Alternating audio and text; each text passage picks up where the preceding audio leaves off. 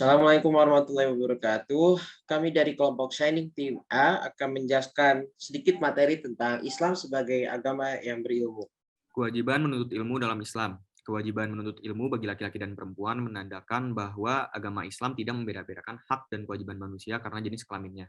Dalam menuntut ilmu, semua memiliki kewajiban dan hak yang sama antara laki-laki dan perempuan. Allah berfirman dalam Quran Surat Al-Alaq ayat 1-5 yang berbunyi, Iqra' bismi rabbikal ladzi khalaq, khalaqal insana min 'alaq.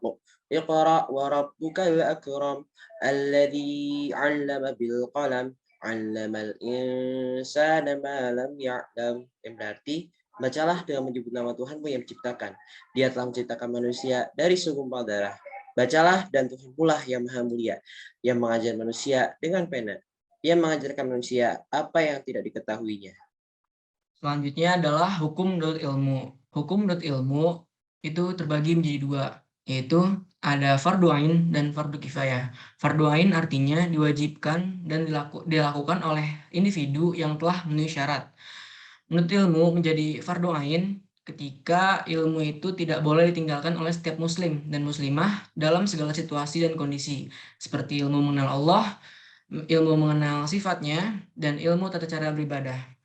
Lalu yang kedua adalah fardu kifayah. Fardu kifayah itu artinya diwajibkan, namun dapat digugurkan ketika sudah ada yang melakukannya. Hukum menurut ilmu menjadi fardu kifayah berlaku untuk ilmu-ilmu yang harus ada di dalam kalangan umat Islam, sebagaimana juga dimiliki dalam dan dikuasai golongan kafir, seperti ilmu kedokteran, perindustrian, ilmu falak, ilmu eksakta, serta ilmu-ilmu lainnya. Yang selanjutnya ada sumber-sumber ilmu pengetahuan dalam Islam. Yang pertama yaitu ada insting, semisal butuh makan karena kita merasa lapar. Lalu yang selanjutnya ada wahyu untuk para nabi dan rasul. Sedangkan untuk manusia biasa bisa dari Al-Quran dan juga hadis. Selanjutnya ada indera, yaitu penglihatan, pendengaran, penciuman, peraba, juga perasa. Lalu yang terakhir ada akal, yaitu kerja otak dengan cara berpikir, meneliti, juga membandingkan. Sumber-sumber ilmu pengetahuan dalam Islam. Sumber ilmu dalam Islam yaitu wahyu dan akal. Keduanya tidak boleh dipertentangkan. Manusia bebas mengembangkan akalnya dengan tetap terikat dengan wahyu dan tidak bertentangan dengan syariat. Atas dasar itu ilmu terbagi menjadi dua. Ada dua, yaitu jalur ilahiyah dan jalur insaniyah.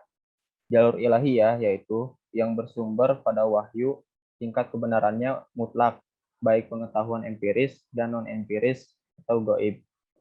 Tuhan, hari akhir, surga, dan neraka. Dan jalur insaniyah yaitu yang bersumber dari akal, sehingga kebenarannya relatif. Dua cabang utama yakni filsafat alam kemudian menjadi rumpun ilmu-ilmu alam, atau bisa disebut the natural science, dan filsafat moral berkembang ke cabang-cabang ilmu sosial atau bisa disebut the social science. Selanjutnya ada ciri-ciri ilmu pengetahuan. Ada akumulatif, milik bersama, semua orang dapat mengembangkan dan menggunakannya. Yang kedua ada kebenarannya tidak mutlak, yaitu dapat keliru atau salah. Yang ketiga adalah objektif, berdasarkan kaidah-kaidah ilmu pengetahuan dan sesuai prosedur keilmuan. Yang keempat adalah rasional, sesuai pemikiran manusia. Yang kelima empiris, berdasarkan hasil penelitian, uji coba, dan observasi. Yang keenam adalah bersifat umum, semua orang dapat menguji kebenarannya dan dapat menggunakannya. Ketujuh adalah bersifat relatif, nisbi, yang artinya adalah terbatas. Yang selanjutnya ada kedudukan ilmu pengetahuan dalam Islam. Yang pertama, manusia diangkat sebagai khalifatullah atau pemimpin dan dibedakan dari makhluk yang lain karena ilmunya. Yang kedua, ilmu yang disertai iman adalah ukuran derajat manusia. Manusia yang ideal dalam Al-Quran adalah manusia yang mencapai ketinggian iman dan ilmu. Berikutnya adalah keutamaan dari menuntut ilmu. Yang pertama, diberikan derajat yang tinggi di sisi Allah Subhanahu wa Ta'ala. Yang kedua, diberikan pahala yang besar di hari kiamat nanti. Yang ketiga, merupakan sedekah yang paling utama. Yang keempat, lebih utama daripada seorang ahli ibadah. Yang kelima, lebih utama dari sholat 1000 rakaat. Yang keenam, diberikan pahala seperti pahala orang yang sedang berjihad di jalan Allah Subhanahu wa Ta'ala. Dan yang terakhir adalah dinaungi oleh malaikat pembawa rahmat dan dimudahkan menuju surga. Allah pun berfirman dalam Quran Surat At-Taubah ayat 122 yang berbunyi, وما كان المؤمنون لينفروا كافة فلولا نفر من كل فرقة منهم طائفة ليتفقهوا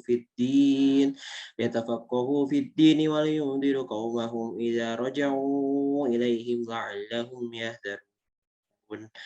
Yang artinya, dan tidak sepatutnya orang-orang mukmin itu semua pergi ke medan perang.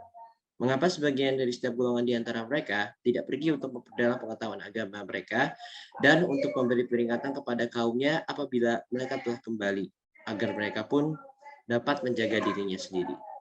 Yang selanjutnya adalah perilaku teladan dari Quran Surat At-Taubah, surah ke-9 ayat 122. Yang pertama adalah, jadilah orang yang berilmu. Yang kedua, jadilah sebagai orang yang mau belajar dari lingkungan sekitar dan orang-orang yang pandai. Jika tidak dapat menjadi orang yang belajar, jadilah sebagai orang yang mau mendengarkan ilmu pengetahuan. Jadilah sebagai orang yang menyukai ilmu pengetahuan. Dan yang terakhir, janganlah menjadi orang yang kelima, yaitu yang tidak berilmu, tidak belajar, tidak mendengar, dan tidak menyukai ilmu. Yang terakhir ada tokoh-tokoh ilmu pengetahuan dalam Islam. Yang pertama ada Ibnu Sina sebagai bapak kedokteran, lalu ada Al-Khawarizmi sebagai bapak matematika, lalu ada Ibnu Khaldun sebagai bapak sosiologi, dan yang terakhir ada Al-Batani sebagai bapak astronomi. Kami dari kelompok Shining Team A mengucapkan terima kasih atas perhatiannya. Thank you for your attention. Wassalamualaikum warahmatullahi wabarakatuh.